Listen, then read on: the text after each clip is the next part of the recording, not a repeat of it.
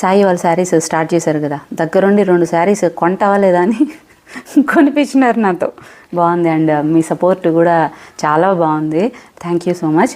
And మీకు ఈరోజు ఒక టాపిక్ మాట్లాడదాం. ఏంటి అంటే, ఇప్పుడు వస్తున్న ఎక్కువ హెల్త్ ప్రాబ్లమ్స్ ఏవి వస్తున్నాయి? లైఫ్ స్టైల్కి రిలేటెడ్ డిసీజెస్, అంటే fatty liver, high cholesterol, PCOD, or else మనకి ఉన్న హార్మోనల్ ఇంబ్యాలెన్స్ అవ్వచ్చు, గట్ హెల్త్ అంటే డైజెషన్ సిస్టమ్ ఇష్యూస్ అవ్వచ్చు.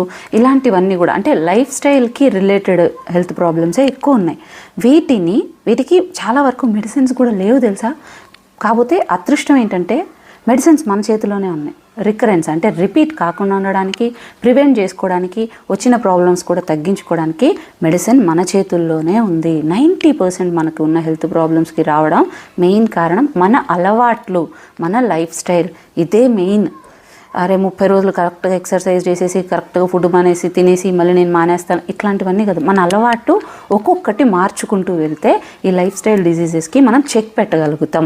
వీటికి ఒక 6 నెలలు ఎక్సర్సైజ్ డైట్లు లేకుంటే మెడిసిన్స్ 6 నెలలు వాడేసి వదిలేయడం ఇలాంటివి లేదు. ఇది మనం ఫస్ట్ ఆఫ్ ఆల్ రియలైజ్ అవ్వాలి. సో దాంట్లో ఒక మెడిసిన్ ఏంటి అంటే ఎక్సర్సైజ్. కనీసం రీసెర్చ్లో తెలిపింది ఏంటి అంటే వారానికి 30 నిమిషాలు అంటే 5 రోజులు అంటే 150 నిమిషాల వరకు మినిమం ఎవరైతే ఎక్సర్సైజ్ అనేది చేస్తారో, వాకింగ్ లాంటిది కాకుండా నార్మల్ వాక్ కాదు, బ్రిస్క్ వాక్ అయినా చేయాలి. సో ఏదో ఒకటి ఎక్సర్సైజ్ 30 నిమిషాలు ఎవ్రీడే వారానికి 5 రోజులైనా చేస్తారో వాళ్ళకి గుండె సంబంధిత జబ్బులు కానీ, లైఫ్ స్టైల్ డిసీజెస్ ఇతరితర ఏవైతే ఉన్నాయో నేను ఇందాక చెప్పినవి అవన్నీ కూడా రాకుండా ఉండడానికి ఎక్కువ అవకాశం, అండ్ వచ్చినవి కూడా కంట్రోల్లో ఉండగలగడానికి ఎక్కువ అవకాశం అనేది ఉంటుంది. రివర్సబుల్ ఇది. సో మన అలవాట్లతోనే వీటిని రివర్స్ చేసుకోవచ్చు.